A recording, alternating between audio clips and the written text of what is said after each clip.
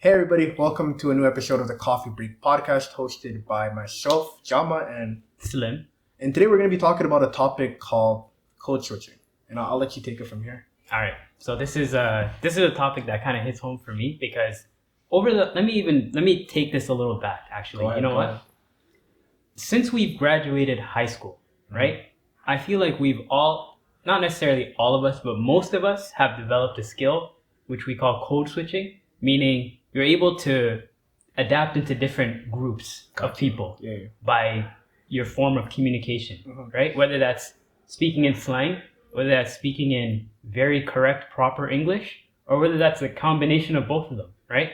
We have this kind of newfound skill that we've gained over the past few years, and it's helping us as a tool to communicate with people. So I kind of wanted to just go through some of the aspects of code switching that you've discovered. And there's different layers to it too. There's in the workplace, there's amongst your friends, maybe even your family, you speak differently to.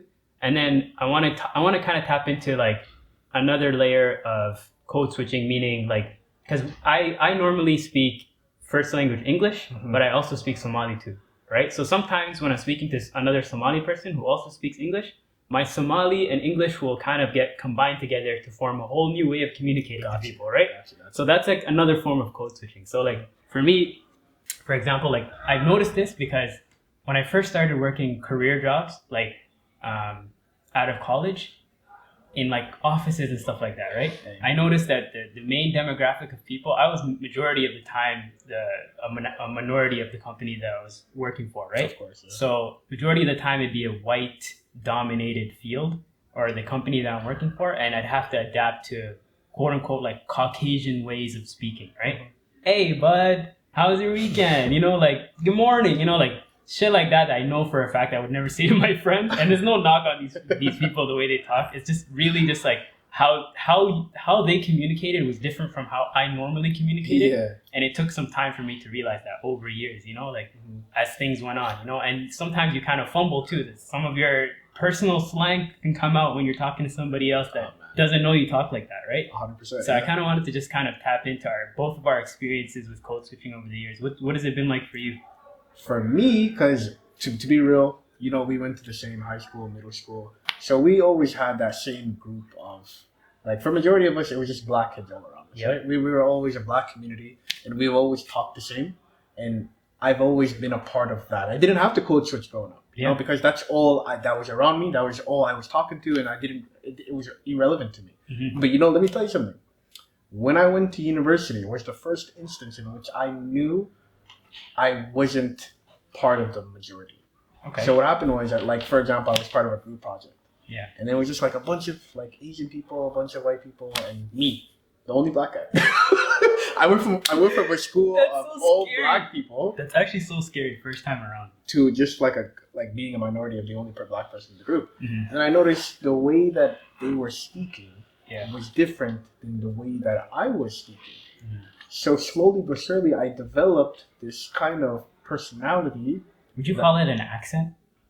Sure. For example, the Toronto man accent. Yeah. I see it more as a persona that's able to get along better with certain groups of people. So it's like an alter ego. Exactly. That's It's like an alter ego of when I'm with a certain group of people, I speak a certain way in order to kind of understand them, comprehend them, and kind of speak to each other. But then when I go home, I go back to that person that I was earlier. Exactly. You know what I mean? Yeah. So then going even a step further, when I graduated and got a job, that is when my corporate persona started. So I went from having there's another layer to it. I went from having my normal to having school to having corporate. So now my corporate persona is way more strict, in which I'm keeping this personality, which is for the office, in which I get along with everybody. Hey, how are you doing? Yeah. Saying stuff that I typically would never say. I know. And it sounds so bad saying obviously you're gonna ask how people are doing, but it's not you're gonna. It's the way that you're saying it. Exactly. You're so chipper and the attitude. 100%. And the thing is, don't get me wrong. Throughout all my personas, I'm saying the same thing, but I'm saying it all different ways. Exactly. I go from saying "What's up, my dude?" to saying "How are you doing?" to "Good morning, how's your day been?" All three things say the same thing, but come off on three different ways. So then a very interesting thing that I know we're gonna get into it later, is it got to the point where all three of them were I kind of lost a little bit of what I originally was. Yeah. And I kind of adopted aspects of my corporate life. I'm feeling the exact same way, man. I'm kind of confused of who I am. A little bit of an identity crisis. So 100%. It got to the point where code switching, I didn't know how I was being perceived. Yeah. You know? Yeah. So going back to that point, it's so I'm at this stage where I am all of them put together. Yeah. And to the point where to some communities out there, I may seem like I'm whitewashed. You know? I see. That's kind of what I'm going through too. Exactly. But I want to. We'll get to that part of the conversation. But I want to tap in on something I said before. Like, because like it's a skill that we're doing, right? This is a skill that takes time for you to like actually develop and get better at as time goes on, right? So I want to ask you this: has there been a time where something that you shouldn't have said slipped out? Oh. Last week. Really? Let me tell you something. Oh, shit. Let's get down to it. So what happened was I was in the office. Yeah. So office persona, corporate persona. I was in that element of HR's wizard. Okay. Mm-hmm. So then I get a phone call from a family member. Okay. So then that's Is this one of those step out of the room type? No, I was at my desk. In the room. I was at my desk. Oh, I didn't think the conversation would be too long. More along, what time are you gonna be home? Blah blah blah. Yeah. So then I pick up, and that's where the confusion happens. So I'm talking to my sibling. Yeah. Similar to the way I would talk to them at home, not forgetting that there's people around me. So I see the question that was asked was like, "When are you coming home?" I'm like, "Nigga, I'll be home later." No way. I forgot. No way. I forgot that. You said it loud? I said it loud, bro. And then the fact that there was people around, and then there was I had a crisis in my head where I went out, I checked to see if there was people around me, because nobody's seen that persona of me, because that's something that's the first time it came out, eh? That was something directly for family members or people that I know outside of the workplace, you know? Yeah. So there has been instances where my other personas come out, and I've done my best to kind of keep track of it, you know? Yeah, that's crazy. You know, I had a similar story, and the reason why I asked you this, and it's crazy how you, like, we have the same stories, but we didn't even know that we were kind of doing this until recently, right? 100%. Yeah. So for me, it was my first career job out of college, first time working in my field, and I was at a company as the IT guy, and I was there for about a year and a half, right? So pretty much fully ingrained into the company. I know almost everyone there. Everybody knows me. I developed this like code switching persona. Like you have to. Exactly. Like, they know me. They know me as Mo, the office IT guy, right? 100%. But at home, I'm still Muhammad Ali Slim. You know, I'm doing me. Got you. So I get to work one day, and there was a couple people that I made friends with in the office that we used to always just crack jokes and little things like that. Nothing too like not politically correct, because I was maintaining the persona, right? There's one day where I'm watching a video with these guys, and it's like a funny video on YouTube, right? Yeah. And then the word nigga slipped out. Oh, but I was like, God. I think I said, because this is a while ago, I don't really remember exactly what I said, but I remember it was along the lines of, damn, that nigga just busted his ass, or something just stupid, right? Yeah. Just a random offhanded comment. Instantly, when I said it, I knew instantly, you know, even though they didn't react, they didn't look, the people that I was with immediately didn't say a thing. They just kept joking around, laughing. They didn't care. 2 hours later, I get a tap on my shoulder from the head of HR. Oh my God. They pulled me into a meeting, and they sat me down, and they discussed that with me. They're like, you can't use this type of language in the office. Okay. Not only that, I'm the the only black person at this time in the office, the only black person. And they sat me down and they had a conversation with me about that. And then that was the final day that word ever slipped out, or anything along those lines ever slipped out. From that day, it was professionalism moving forward. Never gonna slip out like that again, right? I found myself getting too comfortable there, and that's kind of where my mistake was, right? But all that to say, bro. Shit happens, man. It's a tough game. It really does, and it's hard sometimes, because the more like groups or environments that you're in, the more personas you have, the harder it is to keep track of different personalities that you've created in your mind. Yeah. Because, like, for example, when I'm with my family members and close friends, that's one. Yeah. When I'm in office, that's another. Mm-hmm. I hate the idea of them meshing together. Exactly. Because if I talk the way I talked at home in office, I'm getting my 2-week notice. That's what I was scared about that day. I was like, yo, am I gonna lose my job because I said nigga and I'm the only black guy? That's for the same instance. I went around the room when I said it, and I looked around to see if there was anybody around me, and there wasn't. Alhamdulillah. I think there was one person at the printer. You know, I don't think she would blast me like that. I guess, yeah. But to the question I want to ask you next is, do you ever feel as though, and I kind of alluded to it earlier, do you ever feel as though that your different code switching personalities ever mesh together in order to create this newly developed Muhammad Ali? 1,000,000%, yes. And I'll tell you why. Good. I've gotten to the point where I'm 26 now. We're both 26, turning 27, right? Yeah. If I were to have a conversation with my 20-year-old self, I wouldn't recognize who I am. Just because the way I speak has changed so much. Okay. My vocabulary has changed. And there's little things along the way that I picked up that helped me become a better communicator, right? And that's aside from the code switching. Like I've learned through being that office IT guy, I've learned that enunciating my voice really helps me address what I'm actually trying to say, you know? And that's been that little adjustment I made into my communication skills. I've translated that to my personal life, my friend's life, and my office coworkers / like random people type of life, you know? So those little aspects of communication that I've gained, I've meshed towards all of those personalities. That being said though, we were talking about this earlier too. I don't even know who I am now. You know, like I can go chill with my hoodman friends and I'll be the exact same way that I am with my brothers, and then kind of almost the same way that I am at work, because I feel like nowadays I'm more reserved than I once was at work. I don't really say and do as much as I once did, but I still gain the respect that I do, you know? But that being said, it's hard because like I was able at one point to just be amongst hoodmen, right? And just be amongst them. Toronto man. I used to be able to just be around them and they would never know that I had this side of me. But now they're like, yo, this nigga's whitewashed. This nigga, To that point, I want to talk about that. And my experience is I've had so many different code switching personalities in which I feel like though now they've all except for The Office, because I kind of keep that to The Office, but I feel like for the most part they all have combined to be this new personality that it consists of, right? So then something I want to share a personal experience that happened with me in which really like changed the way I think of myself is I remember there was a time I was talking. I remember we were talking about this earlier, but I just want to say it now.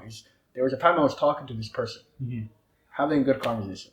You know, we never seen each other before. We never talked to each other before. We were having an awesome conversation, and it was that time where it's time for the phone call, where we're talking to each other. Yeah. You know, so we pick up the phone call, we talk to each other, and I say, "Hey, what's up?" And she was like, "Oh, I didn't expect you to sound like this." Yeah. So then I was like, in my head, I'm like, "Oh, what did you expect me to sound?" Does that make you self-conscious? That's at that point. Yeah.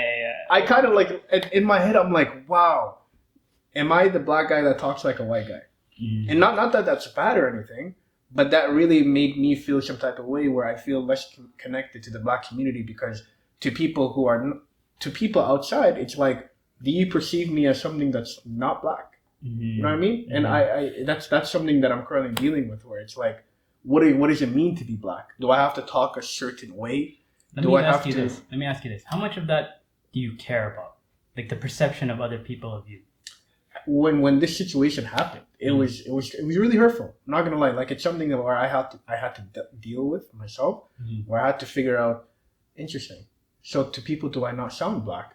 And then at that point, I was still at that age where I care what people think. So I kind of Toronto man hood that. I was like, what are you talking about? Yo, what do you mean? What do you mean? I switched it up, and I'm like, in order to defend myself, I created a new persona in order to kind of overcompensating. Exactly, in order to kind of defend that other person, to be like, I'm black. Do you hear me? Like I'm talking in the black way that I can, or the black way that I've seen on the media, or the black way that I've seen people walking across the street. You know, like I'm a Toronto man. Does it sound forced? It is, and I've recently, like maybe like two years ago or so, that's when I started to feel more comfortable with myself. Like, why do I care what people think? Yeah, I should talk the way that I want to talk. That's kind of where I am too. You know, but that's also like that's where the identity crisis kind of comes in, right? You're like, oh shit. Who am I now? You know, like, what is this? You know, like, this is all these worlds coming 100%, together. 100%. But that to be completely transparent, I was that situation made me kind of insecure. Yeah. Because I was like, am I not black? Like, you know, like, am I not accepted by the community? Did you ever experience anything like that? Honestly, yeah. I get, like I was saying before, like I used to be able to chill with hoodmans, right? And they would never be able to spot that I'm the odd man out. But now I'm clearly the odd man out, you know? Yeah. And it's not just how I speak, it's the way I dress, you know, like how I act, how often they see me. You know, like there's shit like that I've gone, like over the years, my life has taken me to certain places, and as my identity has shaped to a certain way, that I forgot that I used to be a certain way, you know? So like that's where it gets misconstrued. But on the flip side, I want to kind of take this to the positive side of it too. Yeah, of course. I also think that through code switching, like through the like skill of code switching, I've been able to get into groups I never thought I'd be able to get into. Like, I'll give you an example. A couple of years ago, I realized that when speaking to foreigners, people who English isn't their first language, speaking slower helps them understand me more. And that's like my main target when I'm especially talking to somebody I've never talked to before. I want them to understand what I'm saying. Yeah. You know, not just hear the words that are coming out of my mouth, but the idea behind the words, right?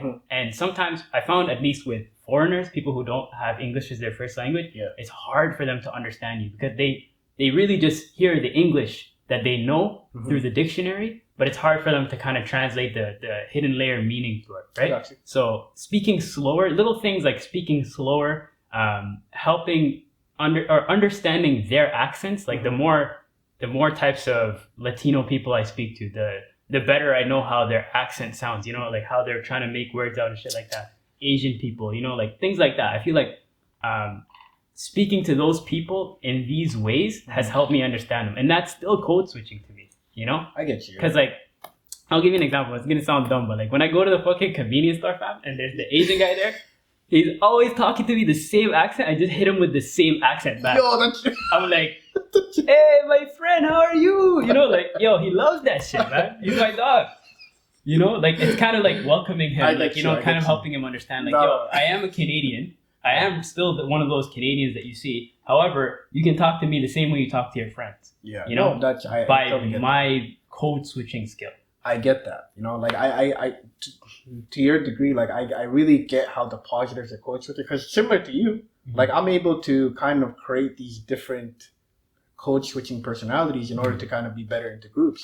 But the problem that I'm facing is at what point can I just be who I am? Like I think it takes too much effort for me to kind of like always be trying to change myself to fit in. Yeah. Like, you know what I think about? I think about like I wake up in the morning, I have nothing on my face. Like imagine like it's all hollow space. And then in front of me I have like 10 different masks, you know? Yeah. So I'm like, I'm gonna put this one, the smiling one on today. And then I put it on and then I walk out. Then I come home, I take that mask off and then I'm me again, you know? And then it's like, at what point is managing all these different personalities and masks that I have to put on to the point where it just takes a toll on my mental health? You know, because remember, to me, everything comes back to mental health, because I want to make things, and so I'm always taking care of my thoughts and my mental health. And to that degree, like always being code switching to another person's liking is what I want to get away from. I see. You know? I see. Does that make sense? I understand 100% what you're saying. It adds added layer of pressure, trying to kind of perform in a sense. And think about it like this. Remember, to like I know I'm not to take anything away from your situation at the convenience store, but imagine one day you came normal Muhammad Ali. Would he be thrown off? He's not dealing with me the same. He's not dealing with me the same. That's what I'm saying. Like, I think it takes a lot of energy to act like somebody else when, you know, all you should really act like is who, and if whoever doesn't accept you, fuck them, you know. I agree. I mean, I agree with what you're saying. But there's still benefit to having. Of course, skill, right? And on top of that, I think that remember how we were just discussing like the identity crisis aspect of it, right? Yeah. But I have a question for you, and this is a very interesting question. I just thought of this right now. It's very weird, but I want to know your opinion. Go ahead. When you're by yourself, do you know what you sound like? I record myself often. Really? Yeah. Do you know what you sound like? You know, to that respect, it's super off topic, but I was one of those lose your kids. Don't say that. That, you know, that used to call their own house phone to hear what it sounds like. And then I would leave myself a voice message, just singing Chris Brown songs to see if I sound good. You're crazy, man. What? You know, like, kiss. You're whoa. No, but Whoa. To your question, yeah, I know. Damn, nigga. Damn, nigga. You didn't do that? You didn't do that? I didn't call myself and sing Chris Brown kiss on the phone, nigga. Damn. Whoa. I thought everybody did that. I didn't want to know that. I thought everybody did that. Nigga, no. Damn. But I know what I sound like. And that's hilarious. And like I was super. I'm sorry to cut you off. I'm only asking because I asked that question to say which alter ego are you most closest to? Like the person I am now. Like I think this is me at my most transparency. And depending on like when I'm with certain groups of people, being like my closest of friends and my family, that's when I am myself. Because like when I was in my teenager, family and friends' personality used to be different, and then I was that was very taxing on me. Okay. You know, like I remember going to school acting one way, coming home acting another way, and then I think when I got to university, I'm like, forget this. I'm gonna combine these two because these two personas are the ones I am the most. Yeah. So now I am the same person I am at home that I am with my closest of friends. But isn't that also because your new added persona in university, college is very different from those two? Yeah, it was getting difficult to manage. So I got to a point where I had to combine different personalities. Do you think that's kind of where we're at right now? To be honest, blending those lives together. 100%. I think I'm at the point where right now I have two. Me right now and me at work. Because I still think work has to be a different person. But there's some added level of professionalism that comes with working a job. And to that degree, I also think being a minority, for us being a person of color, being black, I can't go to the office acting a certain way. You can't be black, man. Yeah, exactly. You can't be black. I know they're trying to make a space at work. Like, you can be who you want to be. But at the end of the day, if I came looking or sounding like the way I sound at home. Just look at how they look at you when you're wearing braids, man. Do you get those looks? To be honest, it's really awkward because I know they're trying to give me a compliment. Oh, you look different today. But it's hard for them. I know for people who don't have it in their culture, it's like, oh, that's I have not seen that often, you know. And I get it's their ignorance, but it's like I always try to educate people where it's like, hey, this is a hairstyle and it's X, Y, and Z. It comes from this culture, you know. And 100%. But my thing is, but you're better than me. I don't even explain that. Off topic. But when I get like a Islamophobia question, I do my utmost best to educate. A situation that happened at work where I had to code switch back to who I actually am is one of my past jobs. There was a girl who said, "Hey, I like your beard, but I like it better when it's short because when you have it longer, you kind of look a little like a terrorist." She was alluding to that. Wow. But I know in her head, she didn't mean it as disrespectful. She just consumes what she consumes on media. And that was what media taught her of what a terrorist looks like, you know?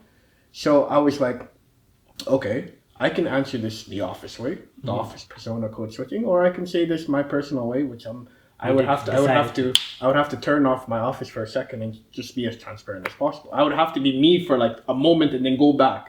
So then I basically told her, no, it's just the reason why Muslim people have long beards is because in our culture it's sunnah. Like it's sunnah to grow a long beard because our prophet did so, and then we followed the teaching of our prophet. And she was like, oh, I didn't know that. So I think moments like that, and then I was able to go back to my office work. I was like, jolly day, let me know if there's anything else I can tell you, you know? So then at that point I was like, there are moments where your true personality has to come out. And it's moments like that where you need to educate people. When it's necessary. Yeah, exactly. Right? You know, but rarely. Rarely, you know? I see. So what do you think is next for us then? Like, because like this kind of happened in the last 10, 15 years or so. Yeah. Right? This skill developing, us being aware of it. What do you think the next 10, 15 looks like for us in terms of like how we communicate with people? To be honest, something that's really cool that's happening in corporate, I don't know if your company's doing it, but a lot of companies are doing this like diversity training, you know? What do you mean? Like, it's like this, ever since the George Floyd situation happened. Yeah. Like companies have been adopting this diversity training in which in order to kind of accept different groups of minority people at the office to make them feel more welcome. What does the training actually look like though?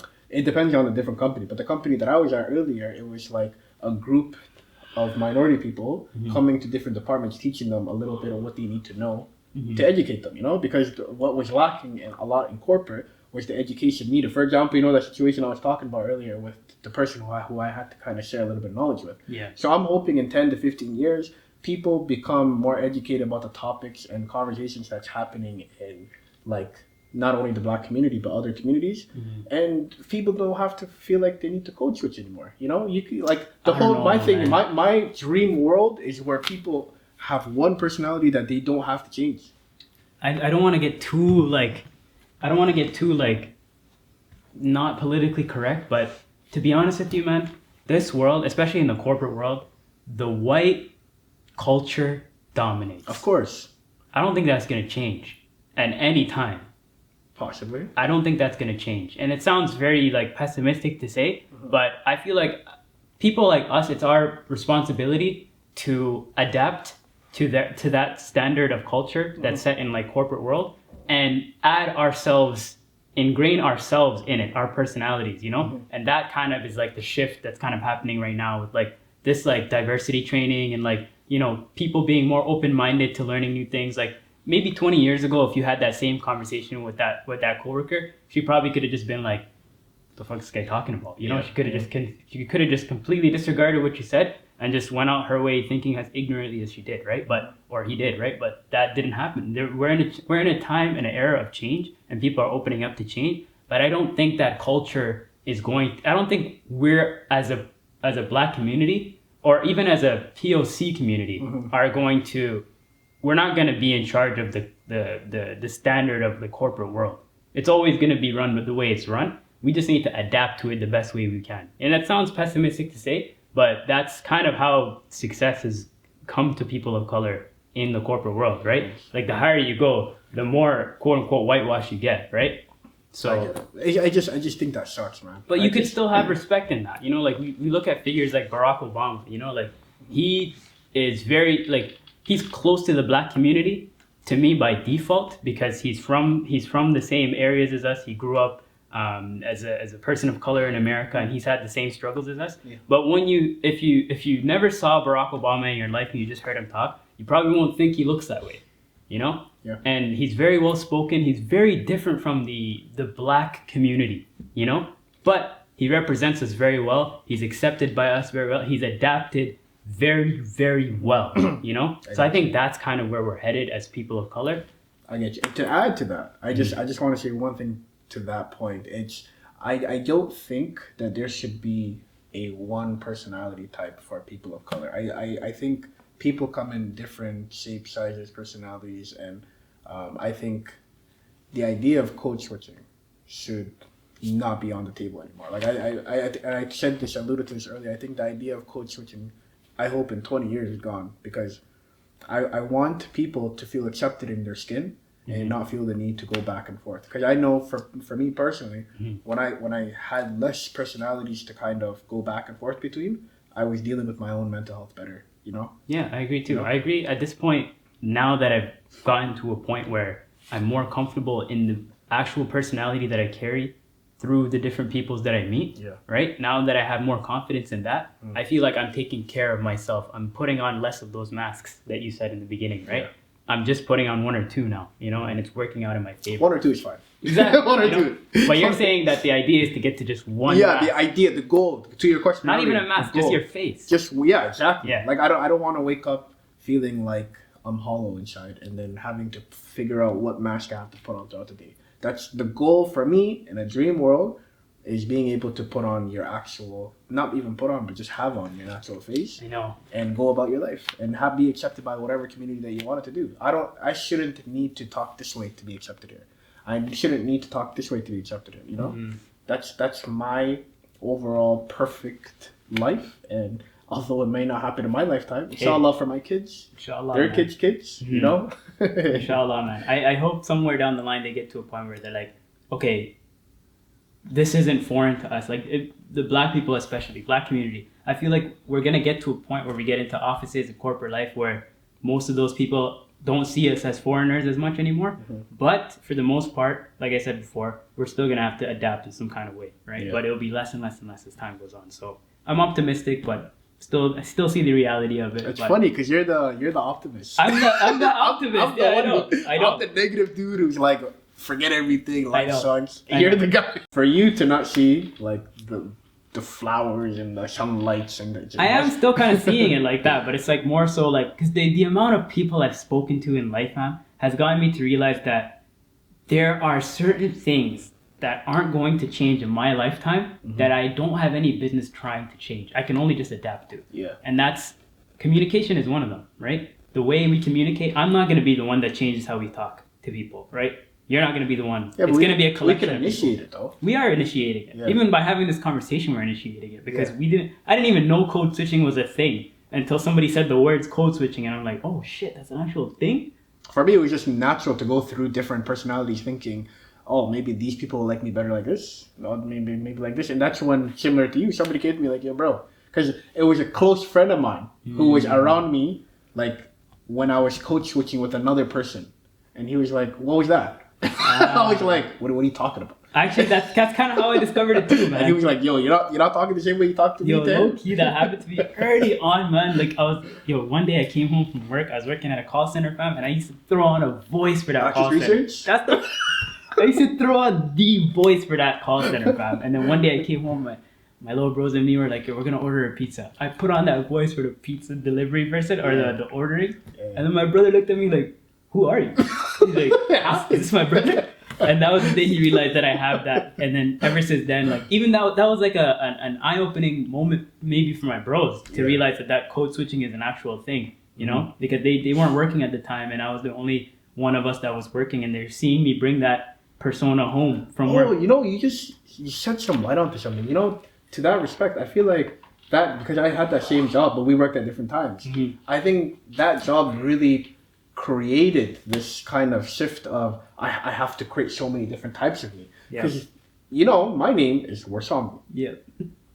It's easy for people who are Somali to say, or my long friends, because they've been saying it for years. But for somebody new, it's hard for them to pick it up. Yep. So I remember I was at the call center. I kept calling, hey, it's Warsami. I'm calling for X, Y, and Z.